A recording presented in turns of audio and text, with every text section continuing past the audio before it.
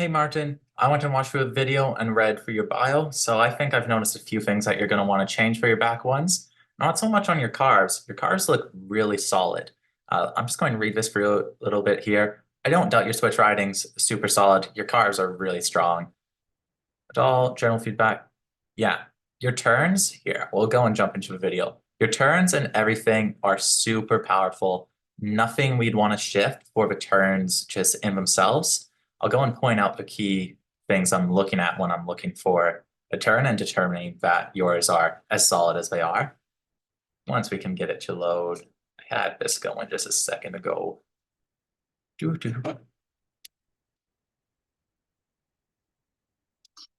So you can see your edges are holding a clean line from the start all the way through. That's telling me your balance is perfect and your timing's really dialed in for your turns. I wouldn't change anything like this. Your hips are getting nice and low, your knees are strong. It's a super strong position.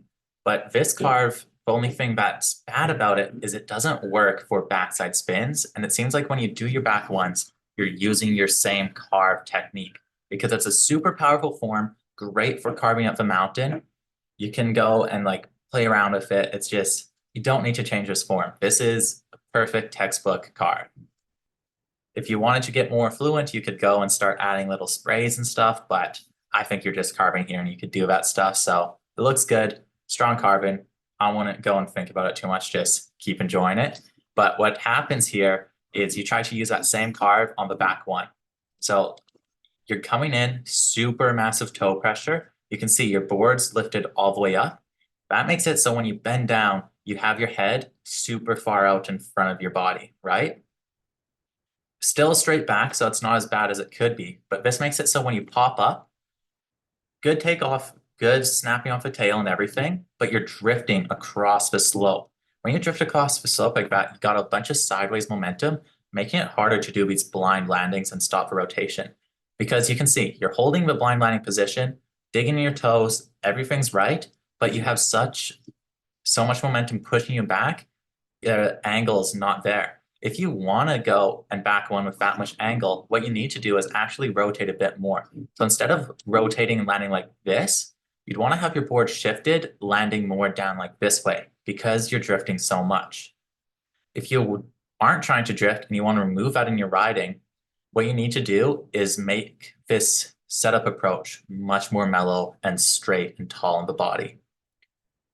Because the carve works great for carving, that's awesome. But when you're doing a backside spin, you need to be straight and tall. So like this position here, with your edge being much less carved in, would be better for the back spin, side spin. So, we'll just play it back. I'm going to show you the weaknesses here really quick, and then I'm going to demonstrate with my own body what I do to go and get better backside takeoffs. So you're tall, but then you crouch down, super bent down, lean forward, your head is out past your body, and this is the catalyst for you drifting forward. So then when you pop up, your momentum and weight is set over here, causing you to drift over, landing, and you're landing with too straight of an angle and not enough toe pressure to go and hold it and ride away through. Because you can go and hold the blind landing a bit longer, dig in your toe edge more, use more counter rotation to slow it down, but those will all just be fixes to a problem. And the problem is you're bending over and putting too much pressure on your takeoffs.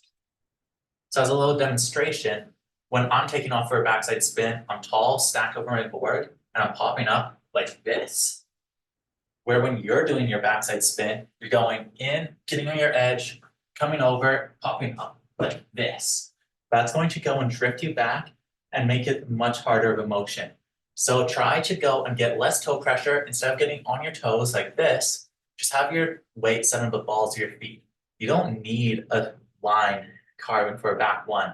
It's a super small rotation trick. So you want to focus on getting a straight up ollie, eliminating your drift. So straight, tall, weight set over your toes, but not leaning forward, not carving into it. Just weight set on your balls of your feet.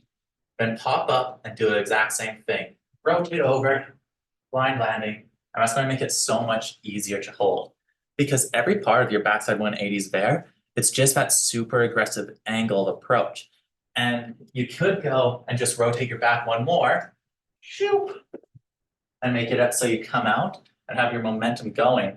But if you try to go and just do your normal 180, not over rotated, you're going to have to really dig in your toes and really exaggerate the motion in order to stop that drift.